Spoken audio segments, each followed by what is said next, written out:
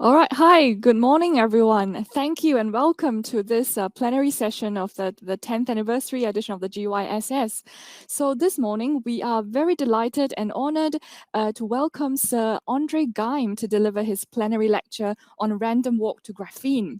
So to many of us, Andre needs no special introduction on his groundbreaking achievement on graphene, which is a one atom thick two-dimensional material made out of carbon, to which he was awarded the Nobel Prize in Physics in 2010.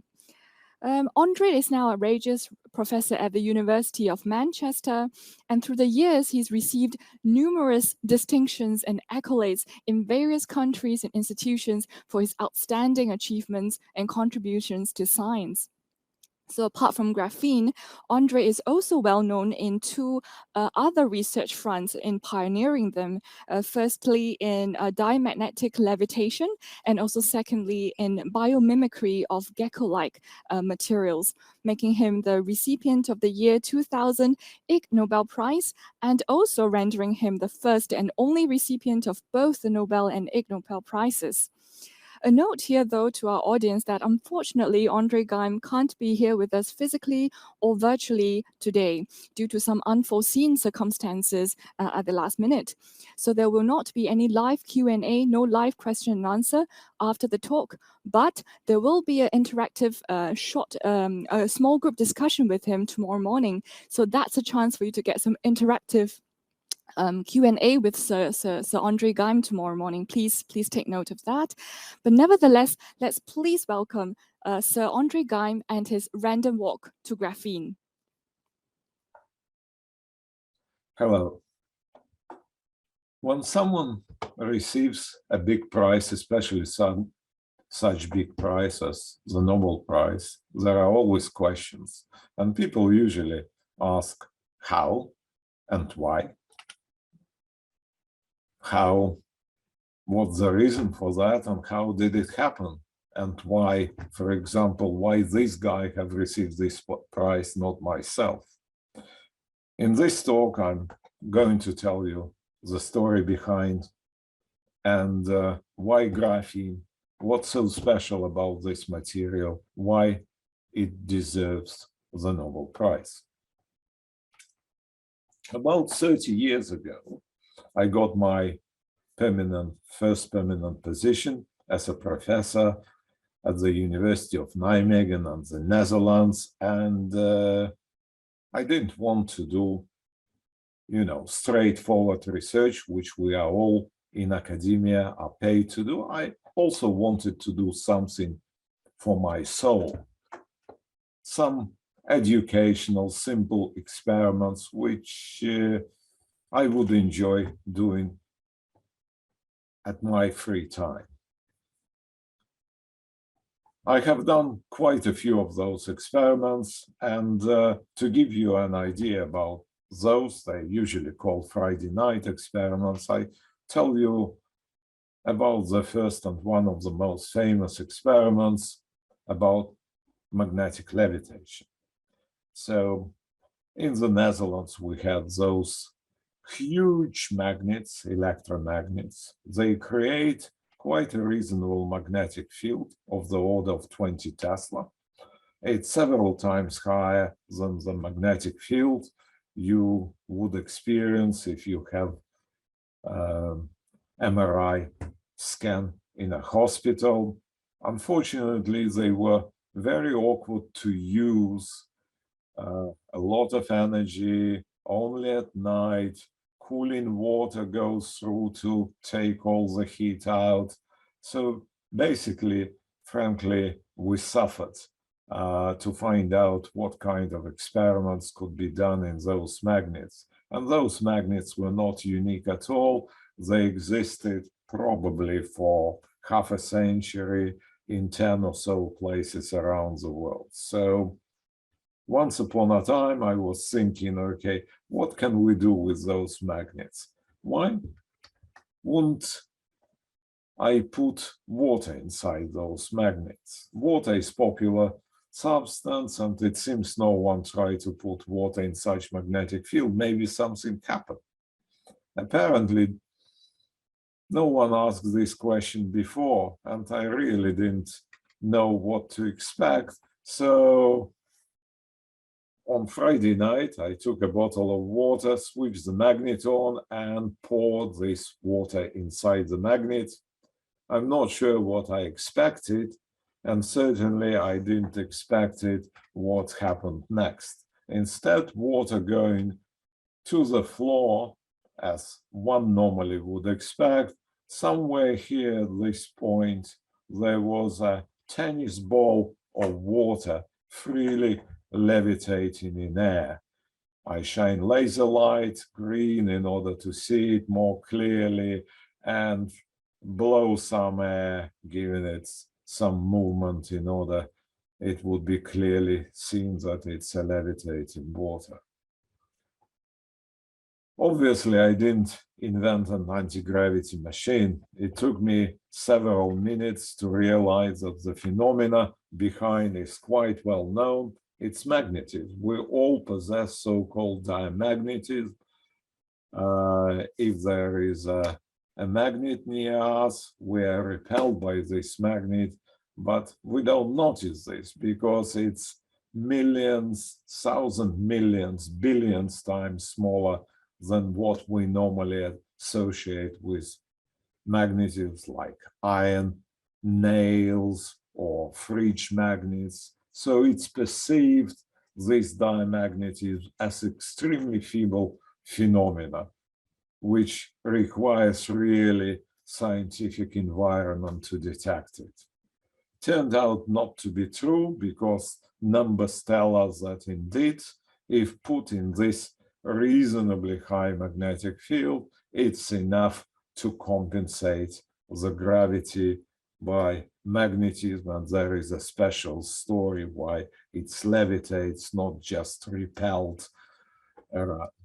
So next morning happened what I didn't expect at all. I told my colleagues, who some of them very senior, that I levitated water last night, and people say, yeah, you're pulling my leg, it's impossible, it's too small. So, and it continued for a week. Then I make a demonstration, obviously, first for a couple of people, then for another group of people and another. And then when people realize that it's really possible and actually beautiful to observe, people came around with all sorts of brilliant ideas what else could be levitated. And for months and months, people suggested me, what else can we watch levitating in air? So it's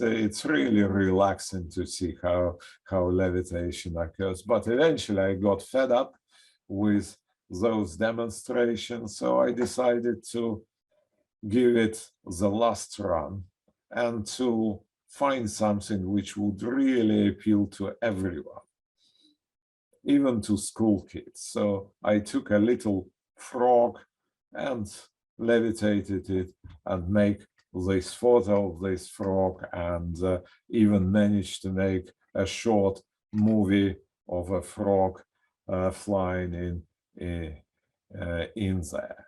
So that was my final touch to this story.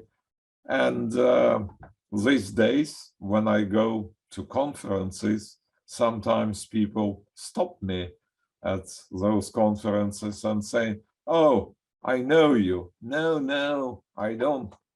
I have no idea what graphene is, but your frog. When I start giving lectures about magnetism, I put the picture of your frog on my screen, and then students want to learn what it is. And sometimes I get nice letters still from kids around the world. This came from Alaska, saying that I'm 9 years old. I like to know how you got the frog to float, and I want to become a scientist.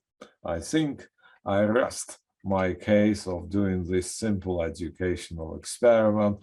And for example, I learned a few days ago that there is now a levitation facility in China where they try to mimic microgravity for their mission in 10-20 years to the moon. Interesting how things develop. That was the very first experiment, and I have done quite a few of those. That's another example of this kind of experiments. I learned one day how geckos, and there are plenty of those in Singapore, how they climb walls and glass ceilings. It tend to be pretty straightforward mechanisms from the point of view of physics.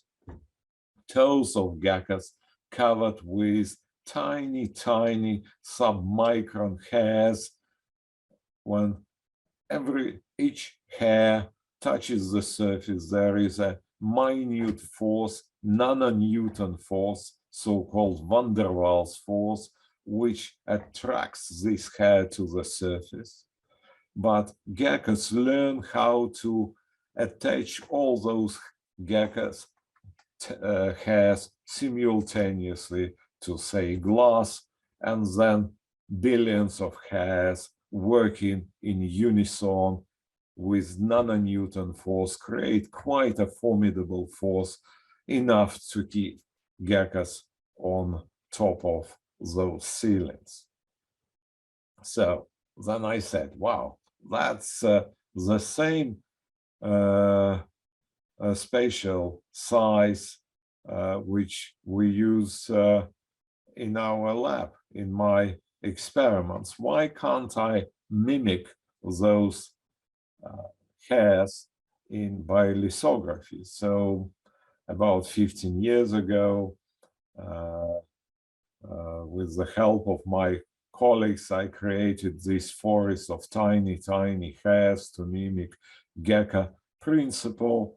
I wanted to make a big glove and give it to a student and let student climb outside a window. There were no lack of students, but unfortunately all I could make, only a tiny piece of gecko hair, not enough for a glove, but enough to make at least a demonstration that this principle works. This has become a rather vibrant area of research. About 10 years ago, I have seen a real person hanging from a ceiling using this kind of glove. The problem is that the gloves, unlike real gecko hairs, becomes very quickly poisoned by dust or something else. They attach to each other, so it's not as attachable, detachable as in the real life. But people working on this, maybe one day it will have gecko gloves, but at least the idea has been demonstrated, and it was worthwhile to attract attention of colleagues to these gecko principle gloves. There were many different experiments in parallel with my main area of research, which I'm not going to tell you about. So about a few years after the gecko tape experiments, I came up with another random idea to try. I knew that there are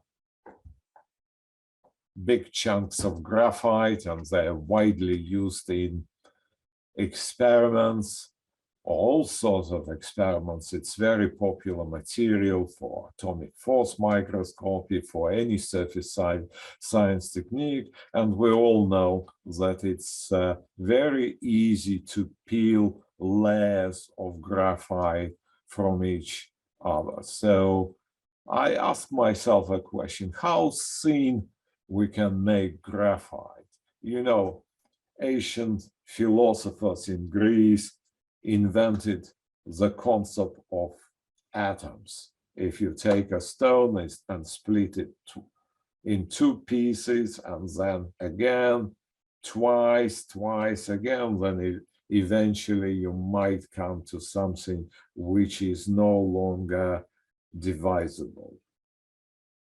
So I thought the same. Why we wouldn't make thinner and thinner pieces? How did we do it? Many different ways were tried, but one of those ways which eventually proved successful was to take just an ordinary Scotch tape, attach it to the surface of graphite, and peel away some layers of graphite. This has been done a million times before us.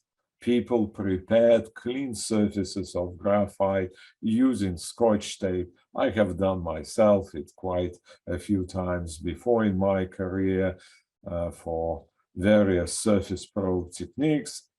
And we, myself, and thousands of my researchers for many decades before usually studied what is left on the surface, clean surface of graphite, and threw away the Scotch tape with rubbish on the top.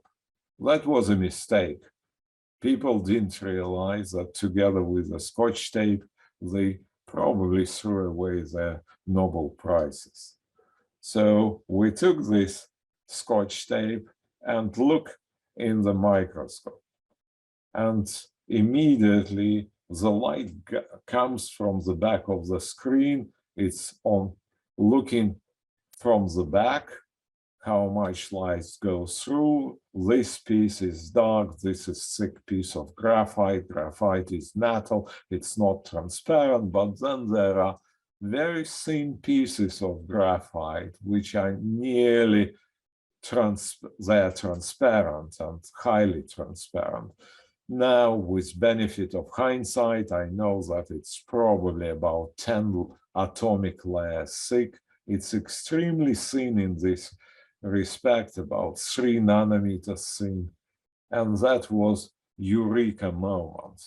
I realized by this way we can make extremely thin pieces of graphite and study it, and no one has studied so thin graphite before. That was really something. Eventually, we went to thinner and thinner pieces obtained by this technique. It's still the Scotch technique is one of the dominant techniques to produce graphene these days, and people use it routinely, and we obtain very thin pieces of graphite. So what's the interest in this one? The main interest for me, why I was excited, because of the following. If you look around us, all objects in our universe are essentially three-dimensional. Height, length, width, those are inevitable attributes of any matter we have in the universe.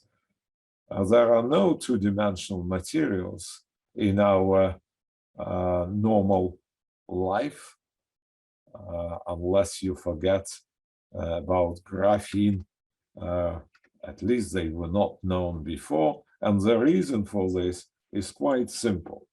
Everything which comes in as a matter, as materials, it comes from merger of individual atoms. In this case, we get carbon atoms and put them together at certain temperature to allow them to merge. And as you see from this movie, initially, they're quite happy to merge in kind of short, flat, or one-dimensional objects, but eventually everything becomes kind of three-dimensional architecture. This is because those vibrations are making low-dimensional structures are not stable. So what we have done in those experiments, apparently for the first time in our human civilization, not obviously in the whole universe, but in the our civilization, we took a three-dimensional material which is grown according to all laws of nature, no problems with that. And then cool it down from very high temperature, which required to grow. And at low temperature, we extracted individual atomic plane. This was first graphene. And this is how graphene looked like. You can see it by a naked eye. It's a layer of carbon atoms. And there is no problem with this one because the temperature at which we extracted it's much lower than the temperature at which material grew.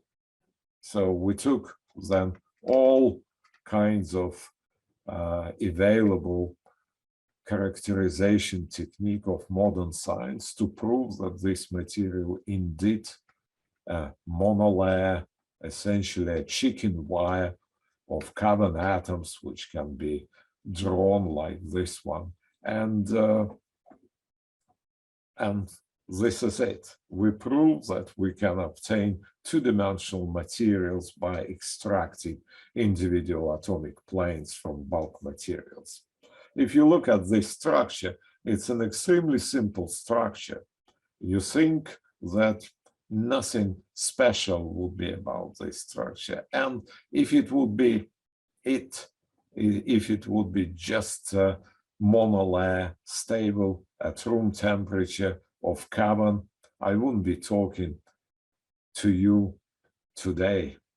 It would be a niche research, but we didn't stop by claiming that we can make two-dimensional materials. We start studying graphene, and graphene has proven to be really wonderful material in many respects. Of course, it's the thinnest imaginable material, and because of that, it has the largest surface area you can imagine.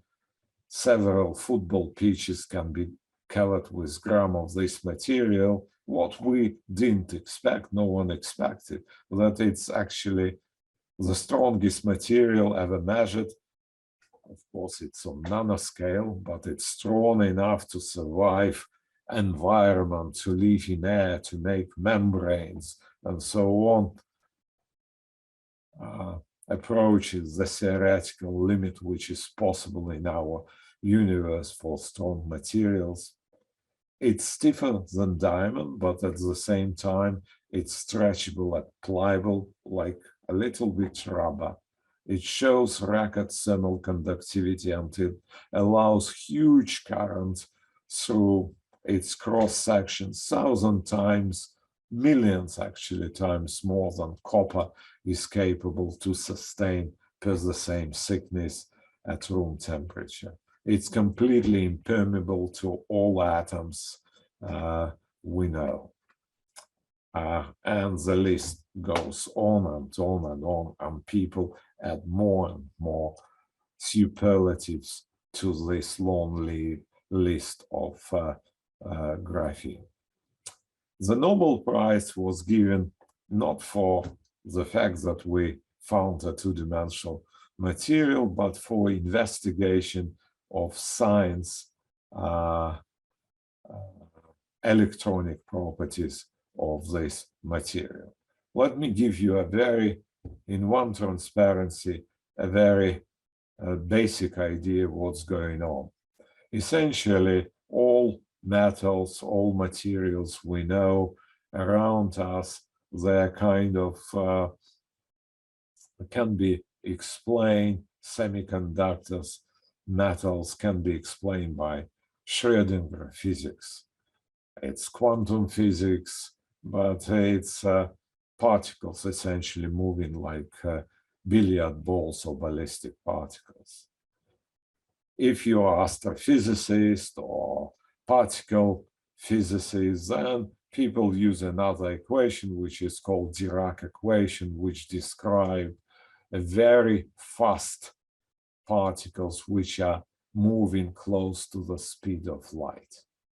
And that's kind of two completely separate branches of physics. One studies non-relativistic phenomena, quantum or non-quantum, and another studies relativistic phenomena, which are usually quantum and close to the speed of light. What happened in graphene? Graphene has very special electrons which move in a way which mimics ultra-relativistic particles. So having graphene, we managed to do experiments which are not possible in other experiments, even at the highest energy accelerator in the world. So it's not exactly the same physics, but it's a very close mimicry of what happens in particle physics and near, for example, neutron stars. I'll give you a couple of examples. One example is what physics cannot be probed at CERN, but is routine actually. In case of graphene, it explains many of its wonderful electronic properties. It's a tunneling phenomena. You know, in our world, there is no tunneling. If you have your car and go at high speed into a brick wall, you know what's happening. If you live in a quantum world and have a car which would behave according to laws of this quantum world, then some of you know that there is so-called quantum tunneling. Part of the car goes through, another part of the car is reflected. But imagine that you live in a world the same, following the same laws as electrons in graphene follow. In this case, you try to build a barrier, however high or however wide you make this wall for a car behaving according to the physics of graphene electrons. You can't stop this car. It goes with 100% probability through those walls. And as I said, this Klein tunneling, a phenomenon predicted 70 years ago, was not possible to observe in any accelerator built up today and probably in another 1,000 years, but we can mimic this phenomena in graphene quite easily and routinely. Another example how magic and wonderful this material is the following. I already mentioned that graphene, despite being only one atom thick, is impermeable for all gases and liquids, and many people demonstrated it. Most recently, we found the limit that even if you take helium and the lifetime of the universe through a reasonable area, say, of square meter of graphene, there would be maybe 1-2 atoms passing through. So impermeable it is that nothing goes through, even over billions and billions years. So with this in mind, we had another close material. It's a lead material called graphene oxide laminates, but essentially it's many layers of graphene densely put on top of each other. And the reason why we wanted to use this material, because it's very easy to obtain. It's easy to make square meters of this material, while graphene itself very hard. So expectation was that if a single layer is very impermeable, then of course thousands of layers, and we make thin membranes like this one containing about 1,000 of layers graphene packed on top of each other, like in mother of pearls. You create a brick-like structure, the material would be also impermeable. And we sealed a bottle containing helium, and we found out that nothing goes through this membrane at all, as expected. And we tried many different gases, many different liquids, and nothing did go through until we tried water. Water turned out to evaporate very easily. In fact, if we heat water, then we could even see a steam naked going through.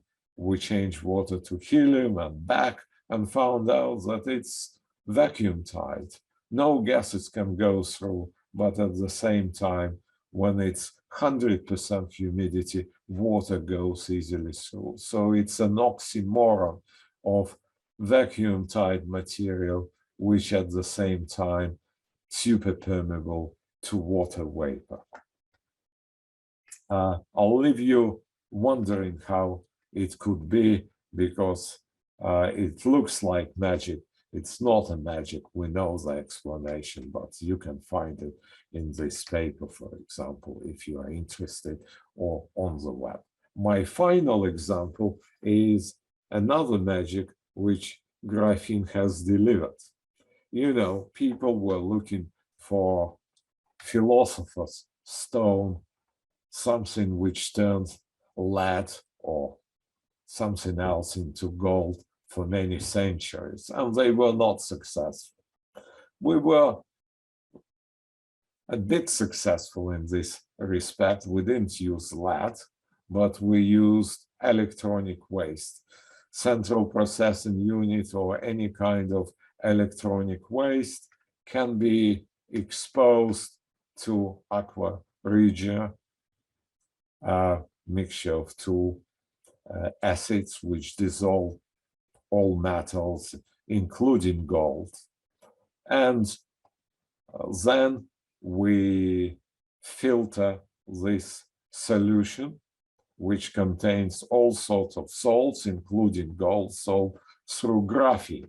And that's how it works. It's graphene here, and we pour inside this acid containing a lot of salts. And you see a graphene filter changes its color into golden, and then eventually it becomes completely golden color.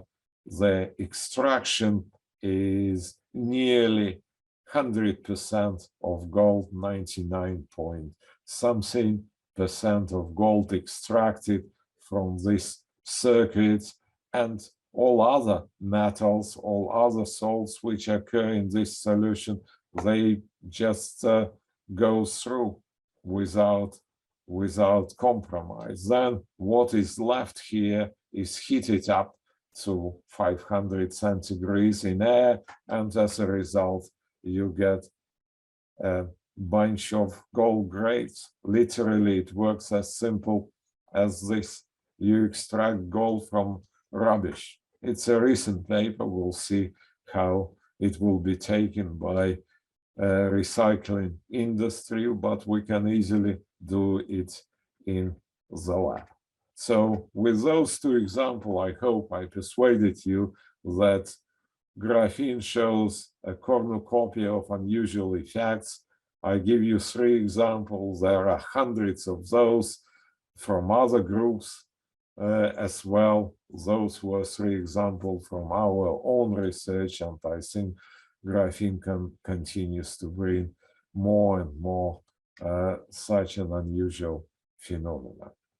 My final slide is more philosophical. If you take a pencil and draw a line on paper, you know that there will be pieces of graphite inside. So if you have a microscope and you look carefully enough through this pencil trace, you, like myself, will eventually find that there would be pieces which are so thin that they're transparent and they're one atom thick. This is graphene.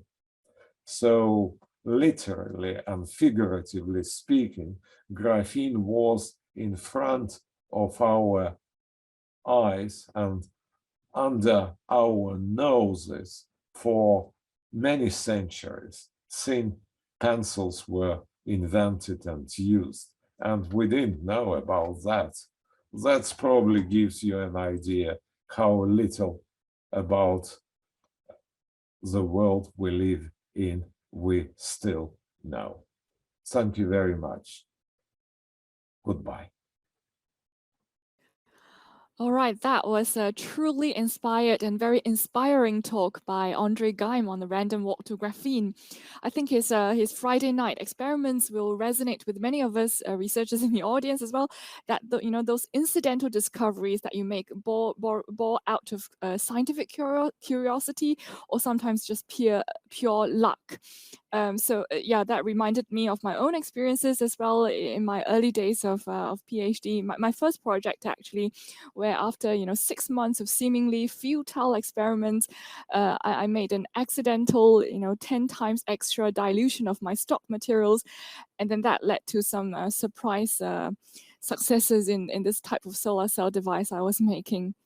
So anyway, so now we've heard about Andre's experiences, firstly in his levitation using diamagnetism, demonstrated first with water and then with fruits, and then eventually even a frog. Although nowadays I suspect we might need a lot more ethical approvals for that to happen.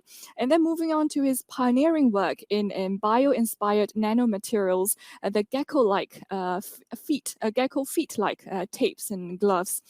And to finally finding new signs in what's always been deemed as waste material, waste products, leading to the first 2D graphene materials discovered with so many impressive characteristics and properties.